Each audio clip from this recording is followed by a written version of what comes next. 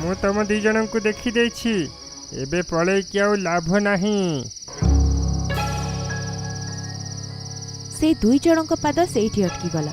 ଆଉ ସେମାନେ ଦେଖିଲେ ସାମ୍ନାରେ ଗୋଟିଏ ଘନ ଗଛ ଉପରେ ଗୋଟିଏ ନୀଳ ରଙ୍ଗର ବଡ଼ ଆକାରର ପେଚା ବସି ରହିଛି। ତାଙ୍କୁ କେବଳ ଅନଉ ହିଁ ଥିଲା। ହଠାତ୍ ସେ ପେଚା ସେ ଦୁଇ ଜଣଙ୍କ ଆଡ଼କୁ ଦେଖିକି କହିଲା, ମୁଁ ହିଁ ସେ ଯାଦୁ ପକ୍ଷୀ। ଯଦି ତମେ ଆଗକୁ ଆସିବାର ଚେଷ୍ଟା କରିଲ ହେଲେ ତମେ ଦି ଜଣ ପଥର ହେଇଯିବ। ଆମକୁ ଏଠୁ ଯିବାକୁ ଦିଅ। ନିଶ୍ଚିତ ରୂପରେ ଯିବାକୁ ଦେବି। ପ୍ରଥମେ ମୋର ପ୍ରଶ୍ନର ଉତ୍ତର ଦିଅ। ଯେତେବେଳେ ଆମେ ଅଟକି ଯାଇଛୁ ତମେ ତମର ପ୍ରଶ୍ନ ପଚାର। କୁହ, ତମ ସାମ୍ନାରେ ଯଦି ଦିଟା ଜଙ୍ଗଲ ଅଛି, ଗୋଟେ ଜଙ୍ଗଲରେ ମାଂସ ଭର୍ତ୍ତି ଅଛି ଆଉ ଅନ୍ୟ ଜଙ୍ଗଲରେ ଖାଦ୍ୟର କିଛି ଚିହ୍ନ ନାହିଁ, ହେଲେ ତମେ କୋଉ ଜଙ୍ଗଲରେ ଯିବ? ଏଟା ତ ସହଜ ପ୍ରଶ୍ନ। ମୁଁ ତ ଏମିତିରେ ହିଁ ଡରୁଥିଲି।